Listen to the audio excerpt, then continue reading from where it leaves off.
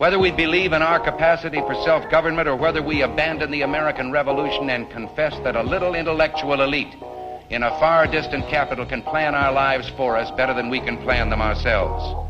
You and I are told increasingly we have to choose between a left or right. Well, I'd like to suggest there is no such thing as a left or right. There's only an up or down. It has been long overdue to expose the truth that the Democrats and Republicans are sucking the life out of America's liberty and usurping our rights at every turn. Now is the time to seize our civil liberties and take back our individual rights. Here on Southern Liberty, we will expose it all. With his musket on his back, the Declaration of Independence in one hand, and the Constitution in the other, here's your host, Roderick Threets. Welcome. Happy Monday. Hopefully y'all had a excelente weekend. My beautiful Liberty loving friends. Hope you've had a great Monday. It is May 8th, 2023. Just so some of y'all remember what the actual date is. Because I might have to refer back to this because of a bunch of unsavory people in our Constitution. Because we're really going off the rails. We are really going off the rails here. Before we get started, though, because we're gonna talk about real quick. It's not real quick. We'll probably take up the whole hour talking about this, but we're gonna talk about the current occupant of the Oval Office and him using a whacked out theory based on 14th Amendment Section 2 that he can step around Congress and raise the debt limit. I'm not going to bring up some things that's going to be controversial. That's already been controversial. But please do understand, y'all know when I bring it, the way I present it is to itself the fault of the whole system. And Joe Biden really is exposing it for what it is and what his party is for. Before we get started, I want to give a shout out to everybody in the live chat. Love y'all. Appreciate y'all. Those of y'all in South Florida, Southeast Georgia, and the state of Utah, appreciate y'all also. Remember, if you're not part of the Southern Liberty family, run on over to the Patreon, patreon.com/TOLM. Again, that's patreon.com/TOLM to get all the content on the back end of this here. Ms. Kell, what's going on? Not a whole lot. It's been pretty quiet over here this weekend, so lots of graduations going on. One of my nieces, my sister's daughter, just graduated with her AB from Methodist University there in North Carolina, and she is moving on to UNC for her master's. There you go. Go ahead, girl. And my other niece, my adopted niece, Faith, just graduated high school. Wow. So, yeah. You got the whole thing going on. Yeah. We got all the babies growing up. Well. So, you ready to dig into this and just try to navigate this crap show that they've given us? Yeah, I would say it's a dumpster fire inside of a circus tent, and with no all exits. The clowns are hanging around with no exits. no exits, and there's no fire extinguishers either. I guess somebody's about to hit that flame. So, as y'all heard at the top of the show, you've seen in the show title, right? Biden 14th Amendment debt ceiling, right? So, I want to read something or recite something, I should say, from our good old United States Constitution, those of you that have your constitutions out or it has it readily available next to you, I would like for you to open to where the 14th Amendment is written. Okay. And what I'd also like for you to do is scroll down to Section 4. This is where we're going to be talking here. Section 4 of the 14th Amendment. This is very important because we're going to talk about a couple things again that pertains to that. So, 14th Amendment, Section 4 says the validity of the public debt of the United States authorized by law, including debts incurred for payment of pensions and bounties for services in suppressing insurrection or rebellion, shall not be questioned, but neither the United States nor any state shall assume or pay any debt or obligation incurred in aid of insurrection or rebellion against the United States, or any claim for the loss of emancipation of any slave, but all such debts, obligations, and claims shall be held illegal and void. Now, I think that amendment is pretty clear, right, on what it means, right? But let me add some context to this, right? Let me add some context, as a historical context to this 14th Amendment, right? Because first of all, we know the 14th Amendment was strictly dealing with, one, the freedmen, and was also dealing with the unification of the country. Let's keep that in mind when we're thinking about the 14th Amendment. Remember, we just fought a war, right? We just fought a war. We're on the backside of this war.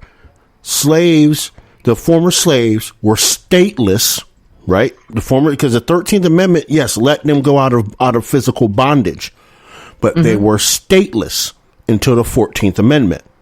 They didn't belong to any country, because if we also remember, right, majority of the slaves that were freed in the United States were 2 or 3 generations from their ancestor at this point, right? We have to keep this in mind, right? Yeah. So even potentially 4th generation, depending, right? Now, I'll only say this based on Crispus Attucks and his timeline. Yeah. Any slave, right? Mind you, I'm using that for context, y'all. Any slave that was freed in 1865 could potentially be at the furthest reaches into the country, roots wise, 4 generations. All right. So now we got to think, we have a bunch of people that were born on the soil of the United States, or some born on the soil of the Confederate States of America, right? We still had slaves on Native American land, which were sovereign, right? So now we have a bunch of people that are stateless. They don't have an allegiance, right? There's no allegiance to any country or anything. But they had the offer from Lincoln to go back to what is now Liberia. That's another story. Now, with that being said, then we get the 14th Amendment. And the 14th Amendment basically reunified the country and took on the debt of the Confederacy. Right? Because remember, the Confederate States of America was still dealing their debt out to outside influences. Yeah, we got to remember that. So there is a debt that the Confederates had. The United States of America, the Union in this case, absorbed the Confederate debt. Okay? I know this is very nuanced and down to the nitty gritty, but this needs to be understood when we're talking about this 14th Amendment and what this did, especially when we're talking about the debt stuff, right? So now that where the former slaves are no longer stateless, they have citizenship, right? Because the citizenship clause in Section 1, right? They also have the right to due process and cannot be deprived of life, liberty, or property.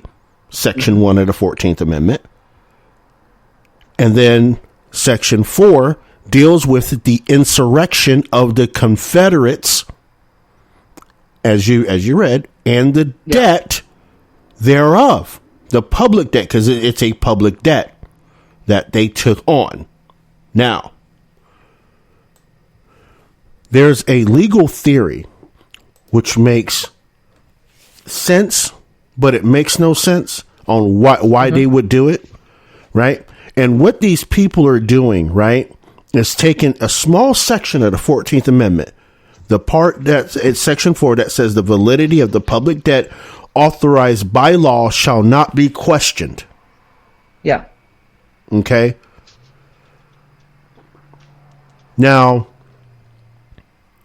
I will always argue till I'm blue in the face that any legal action that is taken based on the 14th Amendment is unconstitutional on its face. I would agree with that. Because that is not the premise of the 14th Amendment has been demolished, and that actually started with the Wong Kim Ark decision. Yes, it did. Right, with the citizenship allowing anchor babies. Mm-hmm. Right, already right from the jump, they give the former slaves, the freedmen, citizenship to the country and the state they live in, and now they dilute it by allowing outsiders to have babies on the mainland, jus soli, yeah, right, and become citizens. That's another story for another day. This is how it all started, right? They adjudicated Roe v. Wade based on the 14th Amendment. Yes, they did. Right? All these bad decisions that come down because of a misinterpretation of the 14th Amendment.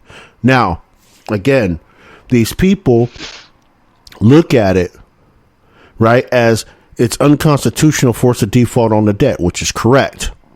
Mm-hmm. Which is correct. But they want to step around the Constitution. They want to step around Article 1, right?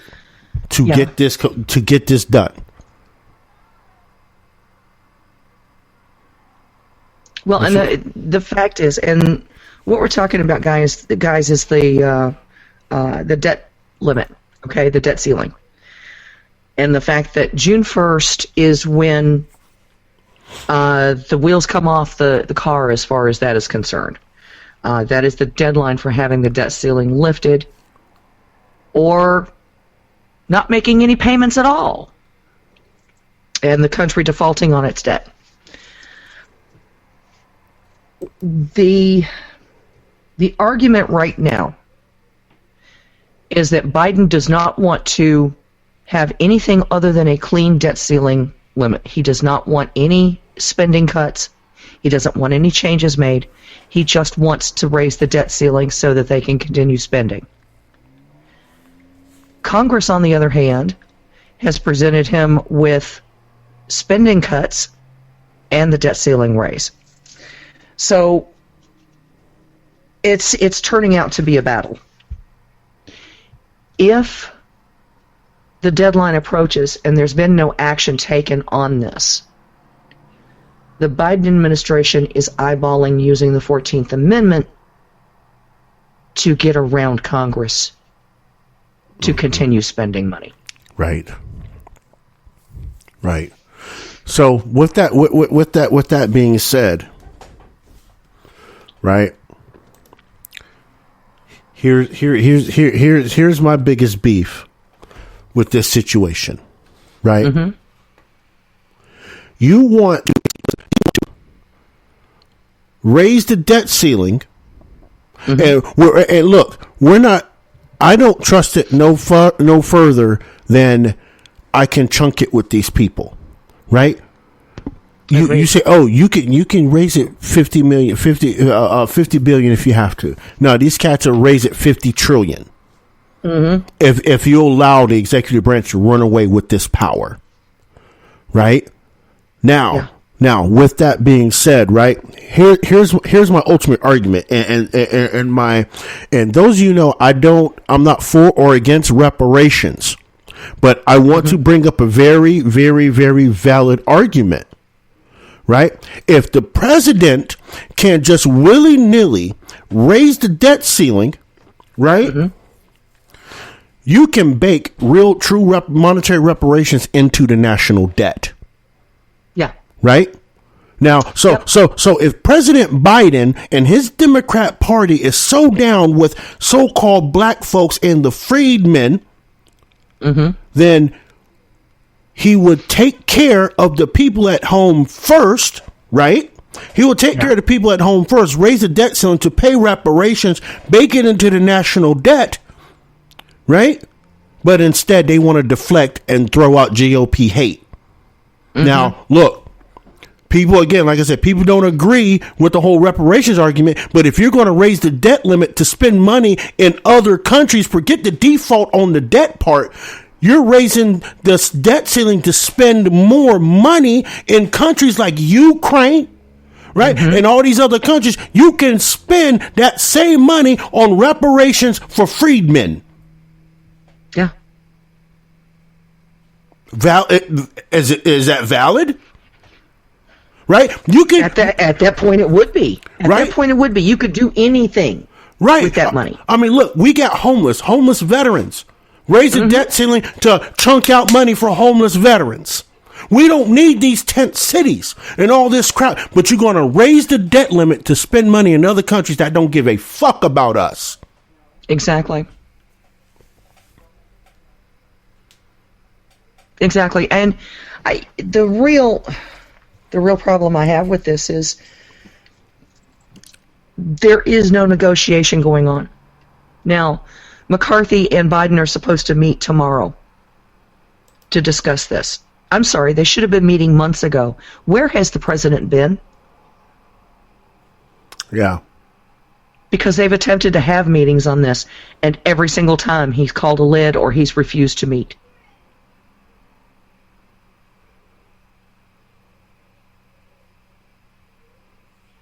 Right. So if we have an administrative office that is not an executive office that is not responsive to the needs of the people as far as the debt goes, right, and servicing that debt, we don't have an executive. Right, that's correct.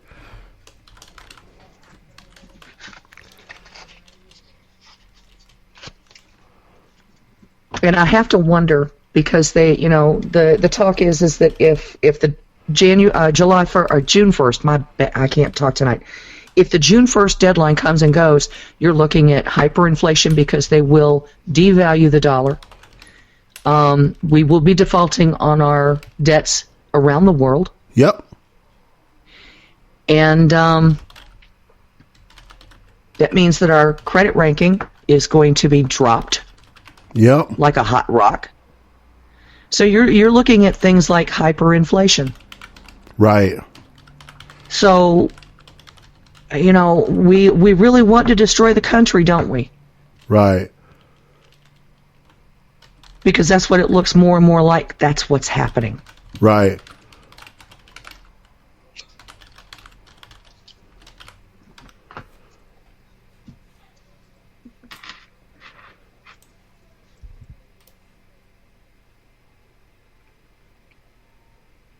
Let's just drive it off the damn cliff. At this point, who cares? It's just the United States. It's just the full faith and full faith in our credit and any liabilities that we may have because we're idiots with money.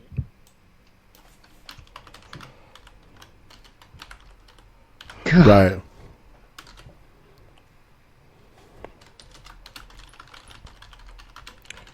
So no, it's been a rather interesting weekend from the point of view of finance and the United States debt. What they're talking about right now is going around Congress, and one of the articles out there says that Janet Yellen was on ABC, one of the Sunday morning shows. And what she said was that using the 14th Amendment would trigger a constitutional crisis, arguing that lawmakers should not let it get to that point. Well, it's not necessarily just the lawmakers involved here, Ms. Yellen. She said there's no way to protect our financial system and our economy other than Congress doing its job and raising the debt ceiling and enabling us to pay our bills. We should not get to the point where we need to consider whether the president can go on issuing debt. This would be a constitutional crisis. Well, the president should not be issuing debt in the first place. Correct. That's the big problem that I have with all of this. Why is the president issuing debt? Yep. It's another power grab.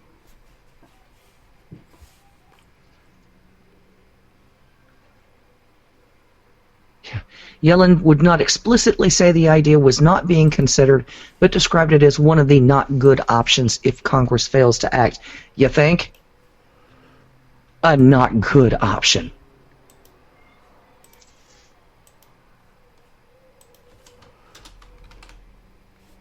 And I'm going to go back to that last phrase there. Would not explicitly say the idea was not being considered.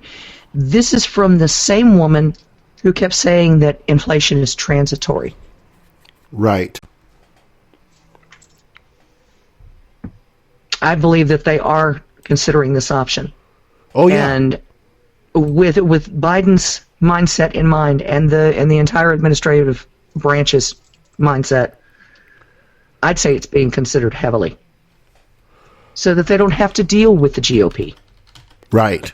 That's exactly correct.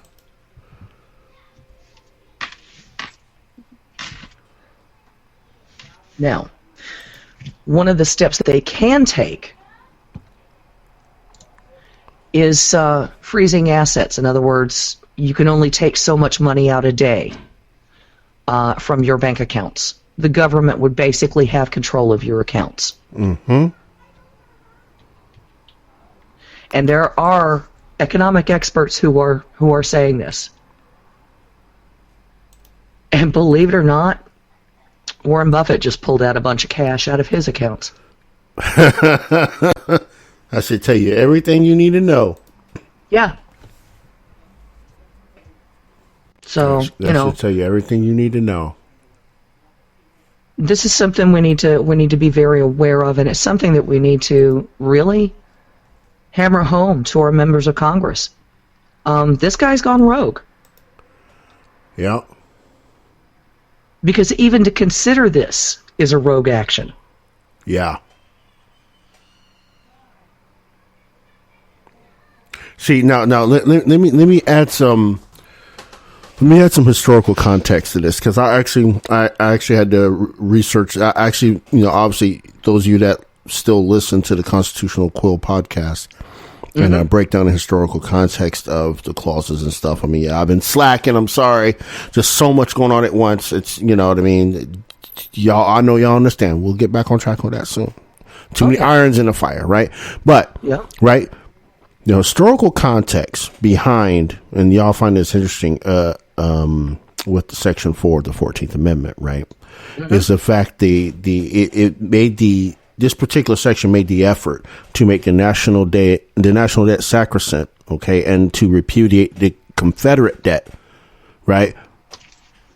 In this regard, as far as at least in the North, right? Now, as Thaddeus Stevens said, right? Y'all know, y'all heard me talk about Thaddeus Stevens. He's the individual that was a co-author of the 13th Amendment, right? And he also pushed through the 14th Amendment, right? He said, I need say nothing of the fourth section, for none dare object to it who is not himself a rebel. The only objection to it was from owners of slaves to the loyal slave states who thought they should be compensated. Right? Remember, Thaddeus Stevens sat right there and put it in the congressional record, right, that no slave owners in the South got any type of payment for holding slaves. Again, I repeat, or for the loss of those slaves. Right. Yeah. And I will say again, the D.C. Emancipation Act of 1863, right? Abraham Lincoln paid slave owners in the District of Columbia to release their slaves. He compensated them for their slaves. Those are the only people that got compensated for slavery. Slave owners that got compensated for any type of slavery. Y'all put that in your hip pocket. Now with that, right? Now, if we take this section and we apply it to the federal courts, right? The federal courts held no contracts involving Confederate bonds, right? But it could be enforced that a court of the United States would have to hesitate to give any recognition whatsoever because contracts involving Confederate currency, right, were enforceable to prevent injustice to people who, when the war was flagrant and had no currency in which to make the exchanges required the ordinary businesses of life. And that was actually determined. That was in a Supreme Court decision, Branch versus Haas, in 1883. Now, the issue of repudiation of the United States debt emerged when Congress took the United States off the gold standard, right? So some of the gold clause cases, as they were called back in 1935, involved United States bonds. And the Supreme Court did hold that Congress had exceeded its power under the Constitution in refusing to repay the bonds in gold. But it concluded that the bondholders had suffered only nominal damages and could not recover. Although Section 4 was undoubtedly inspired by the desire to put beyond question the obligations of the government issued during the Civil War, its language indicates a broader connotation that embraces whatever concerns the integrity of the public obligations. This is where these so-called legal scholars are going when they're talking about the public debt and the validity of the public debt, right? This is where they're going. They're going to the gold clause cases. And if those of you that don't have any of these, don't know where to find these, you can find them on Justia. And you can find them actually on supremecourt.gov. If you look close enough. But if you can't find them, let me know. I have them on my system somewhere in the PDF form and I can send the opinions to you. But with that, right? The framers, Thaddeus Stevens in particular, of Section 4, right?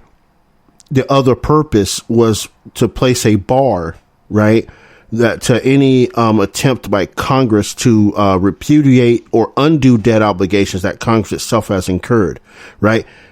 The default is constitutionally prohibited, right? 100%. Yes, right? But we have neo constitutionalists that try to say that is interpreted a different way, right? Yeah. And Bill Clinton, it's not there. There's only one way to interpret that, right? And Bill Clinton was one of those neo constitutionalists, as I like to call them, right? Because back in, I think it was 2011, 2012, as the Treasury approached its congressionally set debt ceiling, right? These people tried to interpret the debt clause of the 14th Amendment, right? Meaning that the Treasury does not need congressional authorization to continue to borrow. Right. These same people also argued that mandates, right, and any and all means to avoid defaulting on the public debt, right? So in other words, the president could unilaterally borrow without congressional authorization. You see where this is coming from, right? I've kind of explained the legal theory to you because they think the Treasury is theirs, right? That's the problem. The people think the Treasury is theirs. It's the people's Treasury. That's our money. You're just there to appoint people to manage it, which y'all have mismanaged when y'all took us off the gold standard. Absolutely. And created paper as legal tender with no what? Oh, nothing to back it. Right? So now, we have to think about, when we're thinking about this debt clause issue, we have to think about the spending clause, right? Article 1, Section 8, Clause 1, right, of the United States Constitution, right? Because that cannot be circumvented under any circumstances. It cannot. Yeah. Right? Because, again, the spending clause says the House has the purse. That's it. You just can't walk up and say, you can hold that purse, I'm going to make another purse, aka the misuse of the public debts clause to create another purse. As you said, Ms. Kell, create debt on his own. Yeah. Right? You can't do that. So now we're just going to step around all the way around Congress.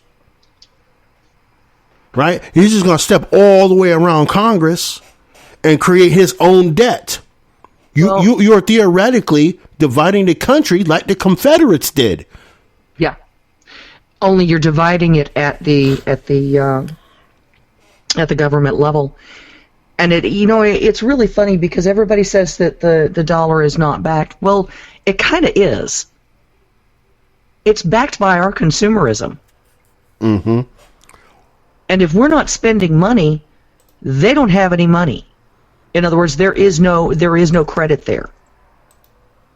Right. So it just this whole thing. Biden looks like he's setting himself up as a king if he's doing this. That's exactly what he's doing, right? He is. But see, here's the thing, right? And we got to go to break in a hot minute. But here's the thing, right? The Democrats not care about the Constitution of the United States. No, they don't. Right? And they're proving it time and again. They don't care. Yeah. Right? And look, I'm going to go back again to the reparations argument. Mm-hmm. Right? I'm going to go to the reparations argument in a second, right? People's constitutional rights were circumvented, and you sat back and stood by and allowed it to happen. Yeah. The United States is a bad actor in this. Yeah. Right? I mean, look, again, they paid everybody else reparations. French, German, Japanese, Chinese. Paid them all reparations. Yeah. But when it comes to your own constituency, you don't care. You just keep dragging them along, right? Well, and the funny thing is people don't realize that if it comes to this, excuse me, I swallowed wrong. Sorry, guys. If it comes to this, and the president decides to use the 14th Amendment to issue his own debt, okay, to take on debts under the presidency rather than under the Congress, what can't he do? I mean, because if he wants to pay off all those student loans, bingo, it's done. Yeah. Yeah. He wants to send $3 trillion to Ukraine to have it laundered over there, bingo, it's done. Yep. Sure is. Now, my question is how is that going to get repaid? Yep. Because would that go to the public debt? It would have no choice. It creates a paradigm that we've never seen before because a person is stepping outside of their power. Way outside if this happens. Right? So, I mean, and the people, it's funny to see people clapping, yeah, we should do it. The GOP is stupid. I said, but you don't understand how this will usher in hyperinflation quicker than all get out. Oh, yeah.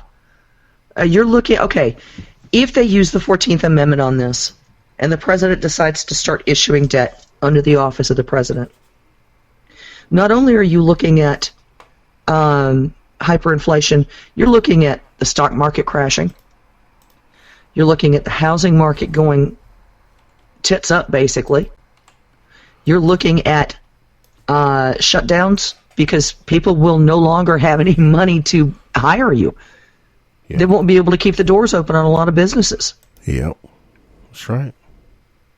And that would include a lot of government contractors. Yep, sure would. I mean, this would really put us fiscally as a nation in a hole we may never be able to dig out of. Oh, we'll be able to dig out of it. Level it flat. That's the whole point. But we would have to level it flat. Mm-hmm. Yeah, the misuse, right? The abuse of the public trust in this regard, right, is astounding. Yeah. Is astounding. Even considering it, I would consider an abuse. Yeah. I mean, look, anytime you step outside of the Constitution, I consider it an abuse, period, right? Yeah.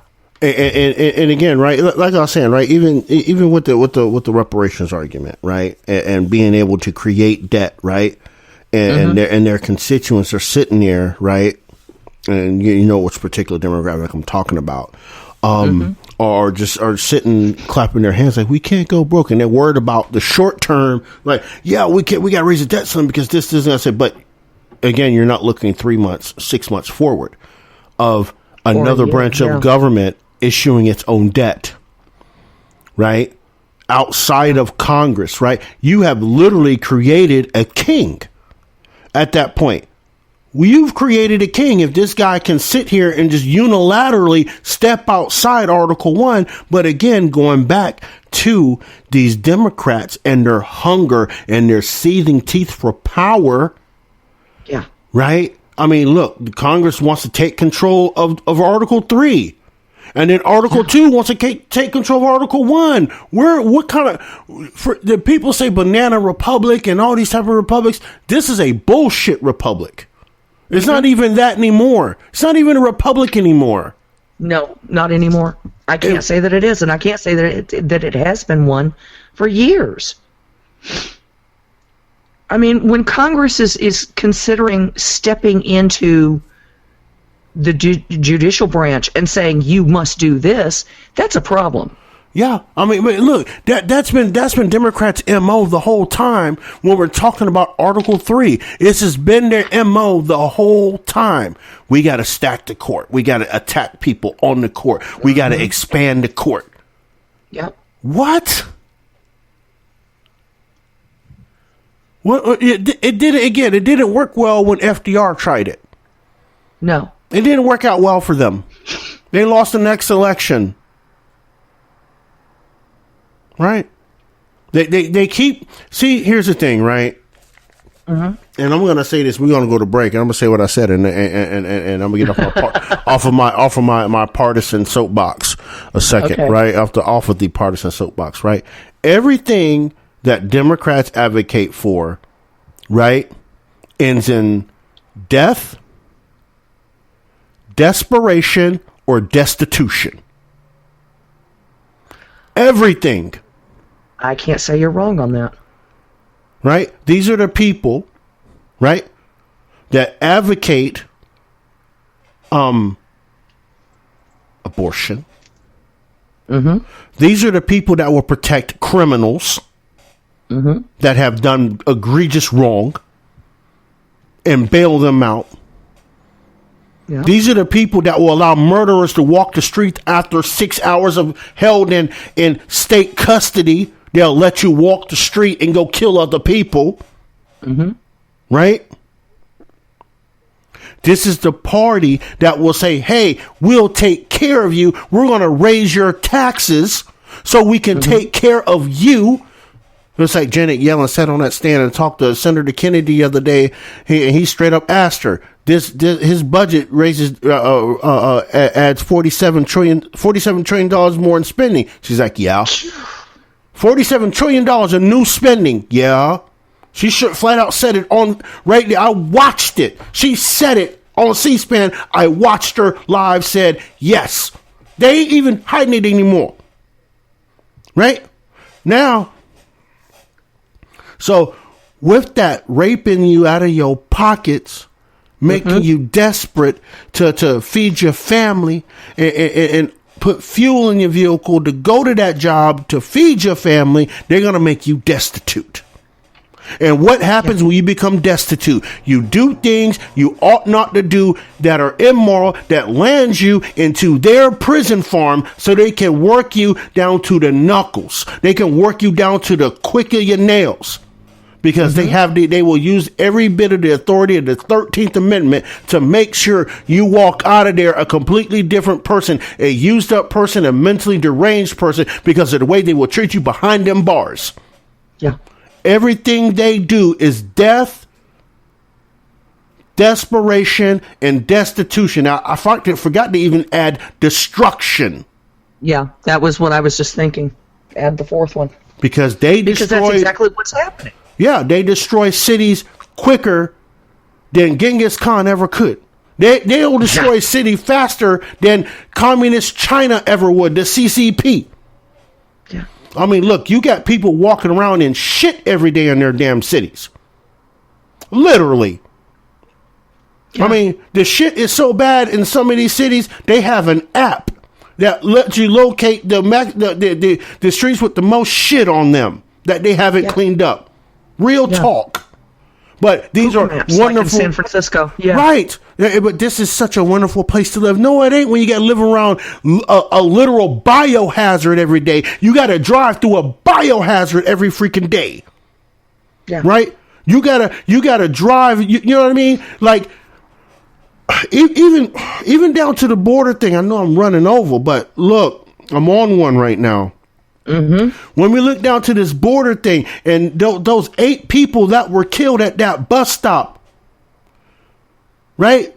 That guy lost control of that damn car. Apparently he wasn't illegal. Yeah. Lost control of that vehicle and killed 8 people at a bus stop, injured 12 more.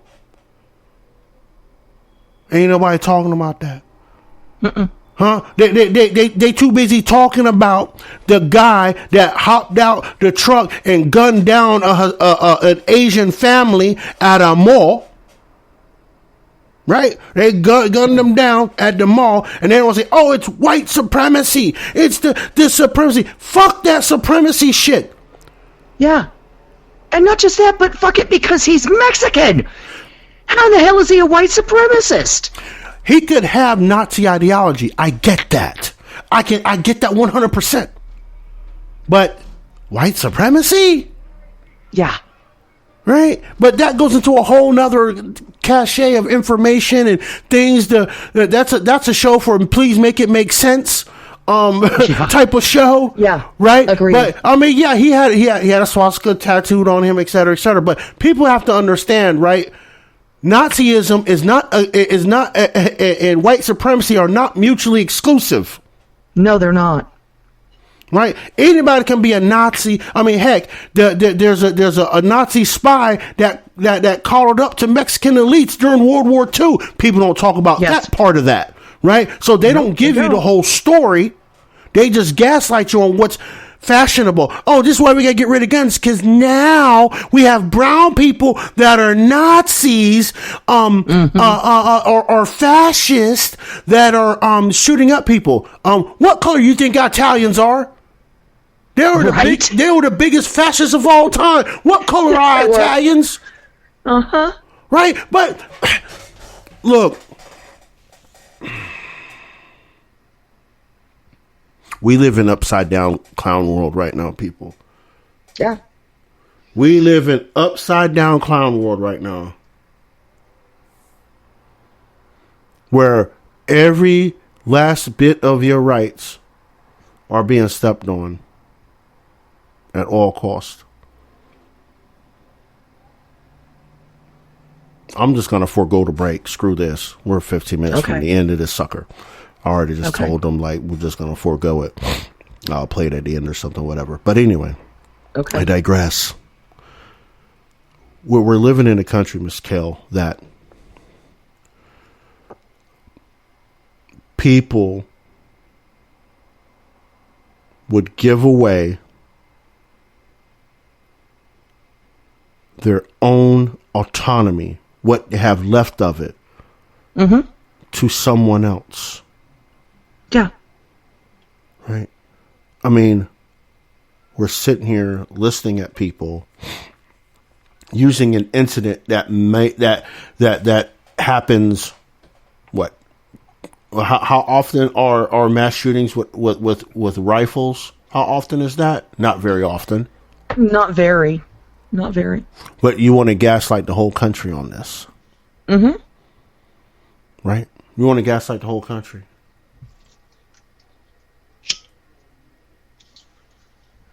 Yeah, I know. And when I hear somebody say not often, everybody thinks, well, oh my God, we're seeing them all over the TV all the time. Well, yeah, you are. But not all the time. Yeah, you're watching the repeat and the repeat. It's not just that. It's playing over and over and over because it's a 24-hour news cycle. But what you're also seeing is a propaganda display. Mm-hmm. The statistics that we have from the FBI, if I'm not mistaken, last year it was 430 rifles, and that's all types of rifles that were used in shootings. Shootings, period, not just mass shootings, okay? Right. That included things like bolt-action rifles. Okay? They don't separate out, for those statistics, they don't separate out the mass murders on things like this. What you're looking at is the number of firearms types. 400. Right. Yeah. So it's not often. Right. That's right.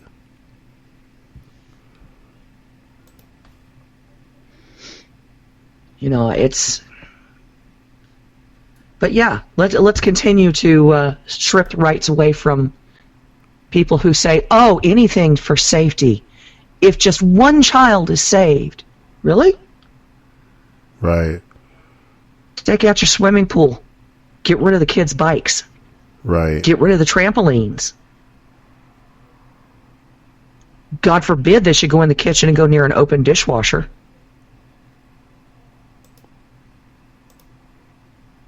Because I can guarantee you there are probably more deaths from that than there are from mass shootings. Actual mass shootings.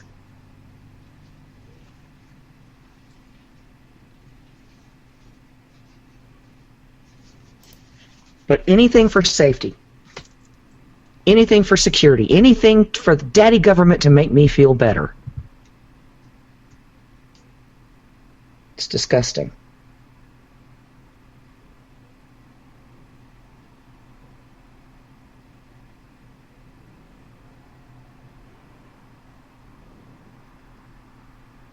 You know, it just...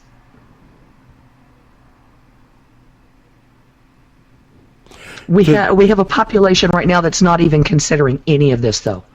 No, because they're too busy running to social media to talk they smack and get a one-up on their quote-unquote political opponents, right? Here's the thing, right? Watch this, Ms. Kell. I'm gonna go there with the popular, unpopular opinion. Sure. Right? And I'm going to say it out loud. Maybe we do need gun control. Yeah, I said it out loud. Maybe we need gun control because these stupid idiot liberals and progressives that don't know how to sling a gat or hold a gun in their hand wants to run on talk about shooting people they do not agree with. Yeah, I've seen those, and it's like... Right? Well, if it were you or me, we'd already be in jail. For making terroristic threats. In jail? No, we'd be underneath the jail, okay? You know how I do it. We'd be underneath the jail. So, I mean, look, y'all, maybe it is time for a little bit of gun control. Do it on a political basis? Look, because look, and this is one of the reasons why. One of the reasons why, right? I do not agree with teachers having guns is for one reason. Majority of them are gun scared liberals that will try to be a bow up and be a man to carry a gun and end up getting mad at a particular student and pray to God it's not a white student with a MAGA hat and she shoots the white student with a MAGA hat on. Yeah. I wouldn't want that to happen. Right? Screw the mass shooter coming in. You got mass shooters that sit behind oak desk every day for 6 hours. Yeah. Because they can't handle the mental of teaching 18 kids. So they're going to get mad and one day blow their top, pull out a gun and shoot that MAGA supporter. or you know what I'm saying, or whatever, or anybody that identifies with the GOP. Am I wrong? No, you're not. You're not. Look, we've already seen on social media teachers making threats like that. Yeah, we have seen it. But we want to arm, and this is why I split with my conservative friends when we talk about guns in schools, because I don't want these libtards to have guns and potentially have a mental breakdown like they do all the time. Because remember, everybody's seen that study where liberals tend to suffer more from mental illness than conservatives. We've seen that poll. We've seen that study. Right? Yeah. Why do I want an potentially unstable teacher carrying a firearm? Moreover, right? Why would I want one that's going? You know what I mean? That's going through a sexual crisis, if you know what I mean, transition, taking hormones and chemicals, and you're in a class and you have a breakdown because someone misgenders you, and you pull out your gun and shoot them because they misgender you.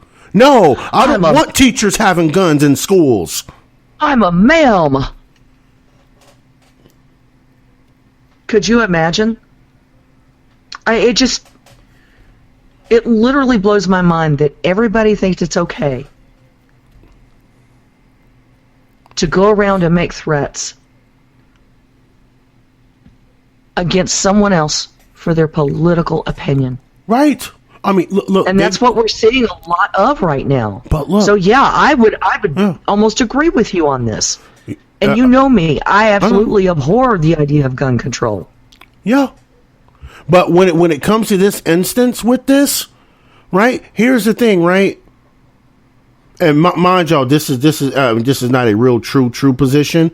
Except for the teachers having guns in schools, I would rather have veterans in schools with firearms and things like that. Not a teacher. Agreed.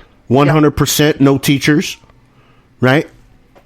But I look at it as we've already seen what the other team will do. The other team in the two-party paradigm will do, right? Kayla Anderson, right? They'll take the car and run them over because of propaganda they heard on TV. And the guy got killed out in Portland, got shot in the back of his head by an Antifa thug, right? We done seen what they do, right? We've seen so-called Democrats push people onto subway tracks that are electrified, right? Yeah. Like we know what they are capable of. Why do we want those type of people that are on our educational institutions to carry guns?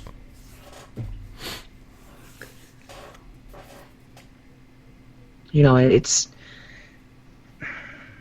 getting harder and harder to disguise the fact that not only are we polarized by things like politics, we're being polarized intentionally.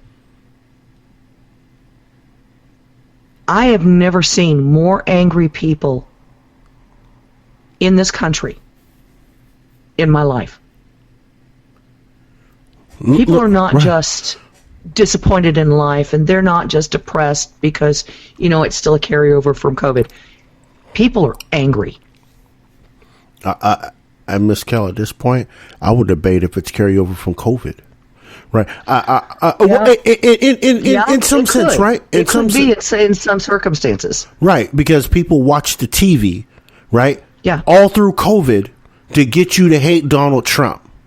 Yeah. No matter how many times, no matter how many times that man denounced white supremacy, David Duke, and all that, these people still watched it on TV as he said, I disavow, I don't like this, that, and the third. They sat in boldface, watched the TV, watch him say that, and still believe he's a racist. Yeah. Like, that's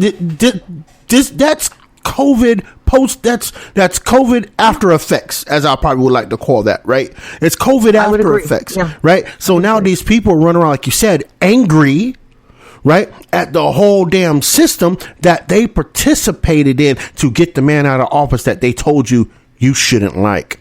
And now you're running around angry because the people you put into power aren't doing for you as they promised. Now you're even big mad. And now that what they're doing now is pushing the normal people to the side and propping up the people that are abnormal, aka trans agenda. Right? Notice everything we're seeing they're right pushing now. The crazy hard is what they're doing. But that's what I consider part of that. I'm just being nice about that part, right? I'm not nice about most things. Right?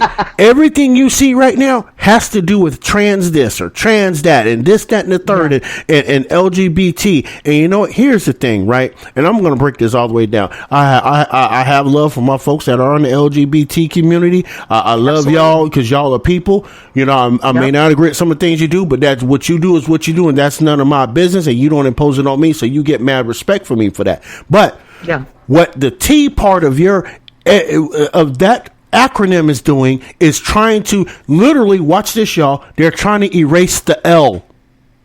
Yeah. They're trying to erase the L out of LGBT. They're also trying to erase the B. Well, for bisexuals. Right, in a degree. But the reason I say the L specifically, because the B is complicated, but not really, but complicated, right? Because the T is trying to cancel women. Yeah, right? It is. Right? And a lesbian is a woman.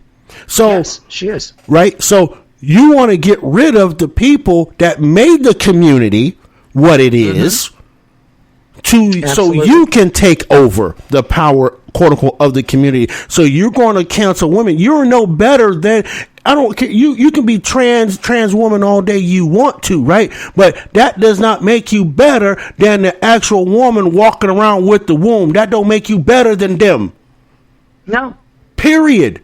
Stop faking the funk on a nasty dunk and understand you can't be better than the biological design, right? Because again, as Flame Monroe said it to Rissa Islam, that's my sister. Right? Regardless if he's got thingy slinging down or whatever, that's still his sister. We gotta praise all women, but we can't dismiss them. Because without the biological women, you ain't getting no more trans women, trans men, LGBTQ, IA plus, none of that. So go ahead, keep dismissing women, and you're gonna find yourself in a very lonely world. Because there will be no more people like you to share what you revel in. Regardless if people disagree with you or not, you have to think logically in this game. Absolutely. Right? You want to be the first and last transgenders to ever walk this earth? Y'all go ahead and keep going down the path you're going. And then when it comes down, you may, I'm so lonely. Well, guess what? You canceled women 20 years ago, 30 years ago. Now women, right, are leaving you hanging because you acting all bougie and thinking you better than they is. Y'all better leave them women alone is what you need to do. You need to get along with the women. You say you want to be a trans woman. Well, you need to sit back and take a seat and take notes on how to continue being a better woman if you're a trans woman. Let's keep that real 100%. You sit back and take notes or ask your mama about it or your grandma about it and watch how they move if you want to do that. Don't try to cancel them. Right? Don't use your white privilege or your white patriarchy to cancel women after they've already suffered enough in this country over men and their bullshit. We can't play this. We can't play this game with them no more. Y'all got to stop disrespecting the women, the biological women folk. Period. Yeah, otherwise we're going to take your ass over because it's one of those things that I can identify as a gay man. Why not? Here's the thing. Tell me I'm wrong. Here's the thing. You notice how Maps switched their game up now? Oh, yeah. Maps, they're not Maps no more. They're Yaps. They're Yaps now. Instead of, right, minor attracted persons, they're youth attracted persons now. They switched their game up. All in a bid to gain acceptance. I'm sorry, no. That will never be acceptable. No. We have enough issues now having to bite our tongues because other cultures marry child brides. Right? As Western society, as we sit back and watch other cultures marry girls at 8, 9 years old to 40-year-old men, right? And we sit here and we have to bite our tongue because it's none of our business what they do, right? Yeah. And we got men, majority men, and maybe some women, right, that are attracted to 5 and 6-year-olds sexually. It's fucking gross, man. It is. That is nasty. Just nasty. Look, I can see, you know what I mean? I can accept in a way, right? A 23, 24-year-old dating a 15-year-old, 14-year-old. I can accept that to a point, right? But when you're 30 years old, 40 years old looking at a 4, 5, 6-year-old in a sexual manner, I'll beat your ass twice. Absolutely. I will beat your ass twice with your own shoe, your own car, and your mama's shoe. Because that's bullshit. Yeah. That is bullshit. We can correct the problem with a 25-year-old liking a 14, 15-year-old, but we can't correct the problem when you're attracted to a little baby. We can't correct that. There's only one method of correction, and I won't mention it on the air, but y'all already know how that goes down. Mm-hmm. I'm sorry, that yap, map, whatever, ain't gonna be a thing. I say that with my whole chest. That ain't gonna be a thing. Cause I got young women in my family. I got little itty bitty. I got grandkids in my family. Yeah. And then you still have the same party of destruction, despair, and destitution, trying to tell these little girls that they can be men or boys can be girls, or you know what I mean? Nuh-uh. See, again, and trust me, if something happens to you, Aunt Kel is going to tell them no. Yeah, and that's the whole thing, right? That's the whole thing right there, right? And Lord, I don't like talking about this on the air sometimes, but sometimes I have to let it be known. Like there's things I tolerate. Just because of the liberty mind in me, I tolerate to a point, but there's some things that are a hard stop. Absolutely. Children are a hard stop. They are off limits. Absolutely. And that's what aggravates me the most about this whole thing in the schools and everything else. People are intentionally taking this to the kids. I'm sorry. There is no reason for an adult male who is dressing as a drag queen to go into a school to read to little kids. Right. There is no reason for adults to take little kids into drag shows. Well, you know, here's the thing. And that's a subject I kind of part with a lot of people on too. Is like, you know what? If you want to take your child to a drag show, go right ahead. Go ahead, take them to all the drag shows you want. That's your business. But remember, and I kind of agree with that. However, when they're having them in the schools, right? That's the problem. That right there is the problem. And I keep hearing from people, "Oh no, they don't do that." Oh yes, the hell they do. Right. There are several schools in this country that have had drag shows. Yeah, or drag queen story hour during school drag hours. Queen story hour, or they hold them at libraries, which I'm sorry, that's just as bad. But again, right? If it's a public library, if parents are teaching them to. Right. If the parents are taking them to a public place, that I don't like it. I don't like it either. I don't. Oh God, I think it's despicable. Yeah, but you raise your child the way you want. Just remember. I understand that. Right. What we're doing is we're feeding a damn fetish. Well, we are feeding a fetish, right? But here's the thing, right? You can do all that. Just don't bring your ideology and bullshit to me, because I will shut you down faster than you can get in the door. You don't tell me that you need to do, your kids need to do this. No, the fuck they don't. No, they don't. You ain't feeding them, you ain't clothing them, and you ain't housing them. You ain't got no say. Shut up. Just like I said before, teachers are strangers. They're strangers for a reason. I don't care how many people say that a teacher's with your child 6 to 7 hours a day. They are still a stranger. Yes, they are. So why do I want a stranger around my children, my grandchildren, my great-grandchildren, right? Mm-hmm. Right? Why do I want a stranger around them? One, again, going back, carrying a gun, right? Knowing they are already mentally unstable. Yeah. Right?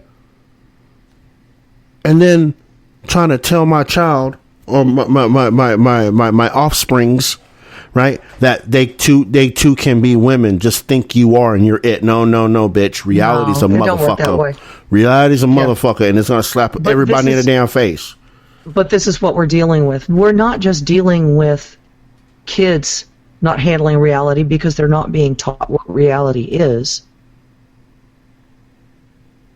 We're looking at adults who don't handle reality at all.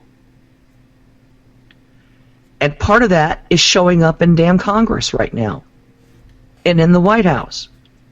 Right. Yep. If everybody's living in a fantasy world, well, why the hell not, you know? Right. Nobody's going to pay attention to what we're doing up in here. No, not at all. I mean, look at it. Congress just voted to allow itself, what, I think it was $85,000 or $30,000 worth, $30,000 worth of reimbursements for rent and food. Yeah. So now those jokers are making how much a year? Too much. Yeah. But nobody notices because we're too busy not handling reality. We're too worried about what Joe Bob down the street said about Delta Dawn, the drag queen. Yeah, and here's the thing, and for all my liberty defending friends, I know I know how y'all feel about this situation, and I'm sure you share some of my sentiments, and some maybe a little bit different, but that's fine. We all understand the same principle and the same goal, right? For my conservative friends that listen, right? Mm-hmm. You have to stop promoting the drag show or the trans stuff, right? Because you got to remember, right? As you continue to share it publicly, that is more potential for a child to get their eyes on it, right? And I'm not telling you I'm not telling you I'm asking you to somewhat reflect on what you're posting, right? Because if we're going to protect the children, it starts with us, right? We can't continue, right? We can't continue to keep reposting this up, just like we do with mass shooters, right? We don't post pictures of mass shooters. Let the media do all that. We will not repost them because we're not going to aid in the fact that some child could see that and want to be like that or glorify that, right? We have to do the same thing when it comes to this trans agenda and all this stuff. We have to be just as vigilant, right? Yes, we can get mad, we can talk about it, but stop posting the pictures about it. Stop posting the videos about it. Stop posting, when Proud Boys or any other patriot group stands out in front of a library. Stop doing that, because the thing is, you're creating something, right, that can go very sour in a heartbeat, because children don't know the difference unless you teach them. Say, why are all those men fighting over a lady walking into a library? Wait a minute, right? You have to think in the mind of a child, y'all. You have to think in the mind of a child. So again, I'm asking you to self-censor yourself when you repost this stuff on social media, these drag queen story hours and things like that, because if we're going to talk about protecting the kids, it starts with us and what we do with those little low devices we call phones and tablets in our hands when we're on social media, and be mindful of the content you're sharing, because a child could eventually see it either via a screenshot someone takes and post on theirs, et cetera, et cetera. So we got to be mindful of that. Yeah, we do. I mean, if you want to protect those babies, protect them. And start it at home. Don't play around with it, because we're not protecting our kids right now, and it's showing. Yeah. It's showing. So if we're going to be the defenders of children and the defenders of children's liberty, we have to kind of start there, right? Again, we still have to keep up the fight against against abortion. Yes, we shouldn't. I mean, yeah, we got to be loud about it, but it can't be our whole existence because, again, right? I know my liberty defenders. We can walk and chew gum and drink a soda at the same time, right? Because that's how we do, right? That's how we do. Because we know everything is connected, not just one piece out of the whole puzzle. We know it's all connected in one form or another. So we always are juggling these things, right? Unlike the two-party factions that can only walk and look at the stick of gum, right? Yeah. And maybe chew it, but they'll throw it on the ground so the other team can step on it and say, "Look what you did." Agreed. Yeah. Right. Yeah. Right. So we have to keep up this fight. We got to keep up this fight, right? And again, going back, it all starts local. It all starts at the state level where we fight these battles, right? Because again, right, this is where the Democrats and the progressives and liberals and what AKA dubbed as rhinos are winning these battles is at the local level, changing the local culture, right? I mean, we look right. We look at the South, right? We look at the South. Look how hard it is for them to crack the South. Yeah. Right. Look how hard it is for them to crack the South. Right. Yeah. You have these pockets of trans, but you know what I mean. As a whole, right? They're not cracking stuff. They're cracking cities like New York and Boston and Chicago. And I'm going to crack a joke here. You know, part of that I have to wonder if. Part of the reason for that is because, the South in the summer is not exactly pleasant to wear makeup in.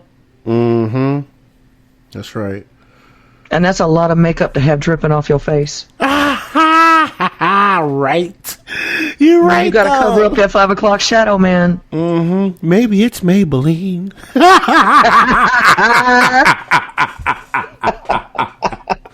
Oh, my God. But that's the thing. Hell for that. I know, right?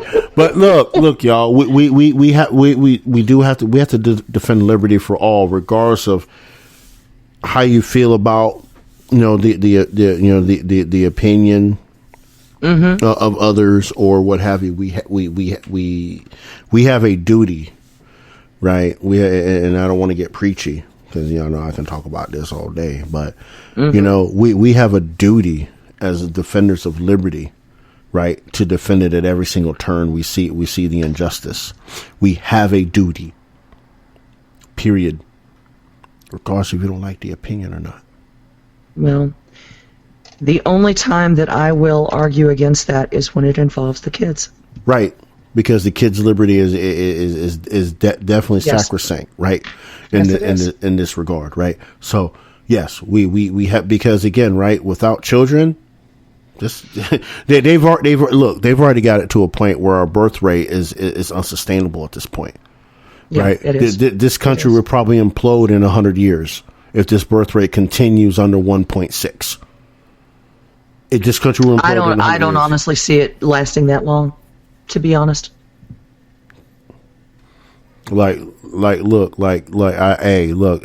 might be getting older in a day or two, but please believe that if I can do it, I can put my hip into it.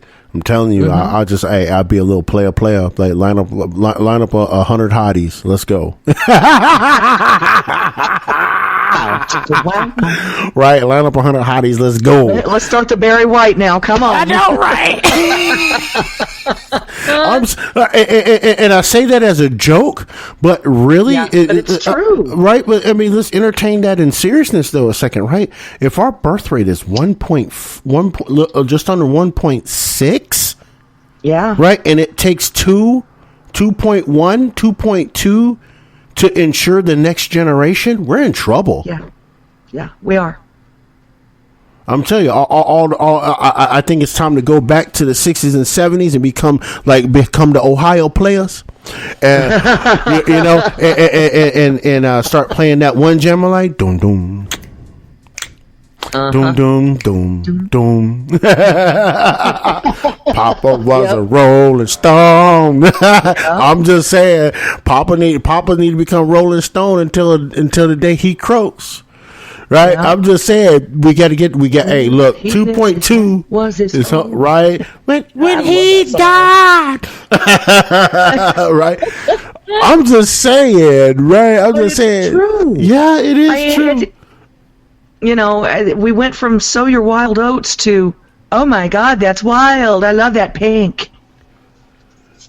Right? I'm just saying, like, look, I'm just saying, like, hey, look, it might sound immoral to a lot of people, but I'm just saying, like, if look, I'm doing the Patriot, I'm calling it the Patriot thing.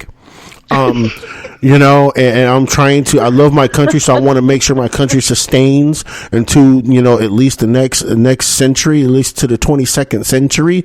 So with that being said, I'm gonna need to, I need a line, line some hotties we're up. We're gonna set up a conga line of hotties for Rod to. There you go. There you go. Right, there you go. And you do it every birthday.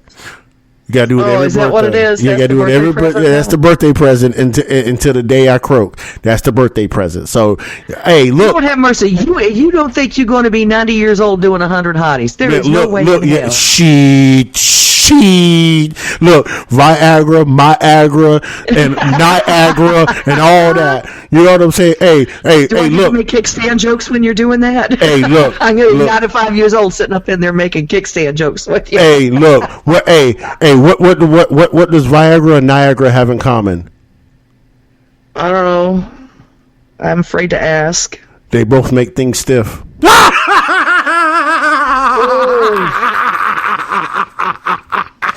Ooh, we got a little starchy up in here.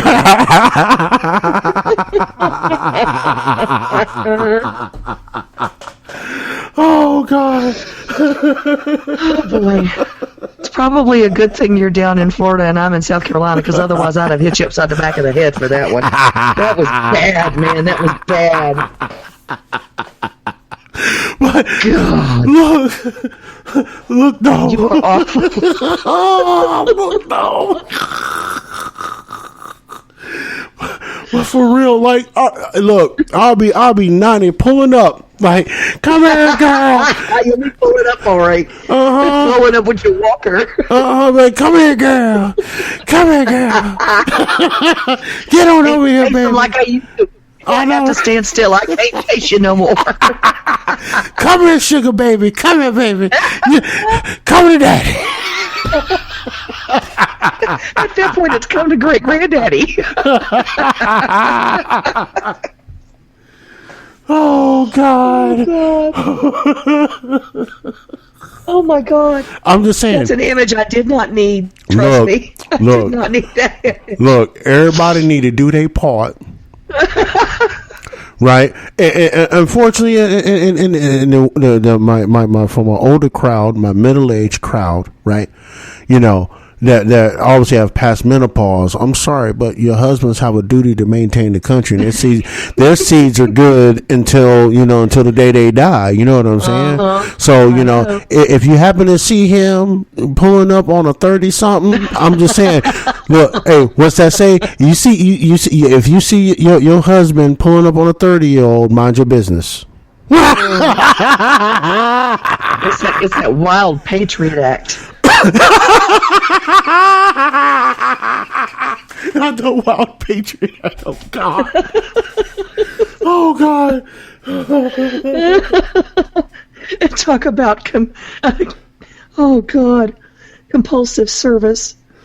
Right, compulsive. Yeah, that's the selective service people want to get into. Selective service the men want to get into now.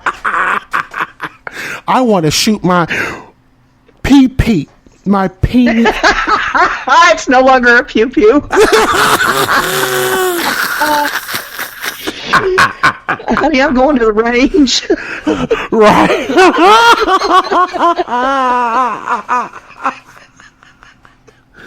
Oh my God. Oh shit! We are definitely going to hell. I'm gonna die. Oh shit! Oh Lord! Oh my God, my side is cramping. Oh God! I'm just saying. Look, we gotta roll out, dude. We gotta roll out here before we get in some more trouble. Hey, I appreciate. They're gonna yank us off the air for this. You kidding? I don't give a bleep. But anyway, look. Well, actually, you would be if you had 100 hotties there. You right about that. That'd be toe up from the flow up. Wow. Right? I'm just saying. Good just grief. get me some Fendi and Gucci, okay? Oh God, I get it, Miss Kell. Thank you. I appreciate you as always. Oh, thank you. I want to thank everybody that swung through this evening. And I hope you got a little bit of something at the beginning and got you a good laugh at the end as always. Make sure y'all folk come through tomorrow night, 9:30 Eastern, for the experience today with me and Ms. Val. And again, I don't know what I'm going to be talking about. I got a small feeling I think I know, but I'm not going to speculate. So with that being said, listen, I love y'all. The fight is not over. It's almost over. Just gotta keep our eye to the sky. Until next time, life, love, liberty, and happiness. Peace. Thanks for listening to the Southern Liberty Podcast. If you enjoyed this episode and you'd like to help support the podcast, please share it with others. Post about it on social media. Subscribe to our Patreon at patreon.bpmg.us or leave a rating and review on iTunes. To catch all the latest from Roderick, you can follow him on social media at manofjustice007. Thanks again, and we'll see you next time.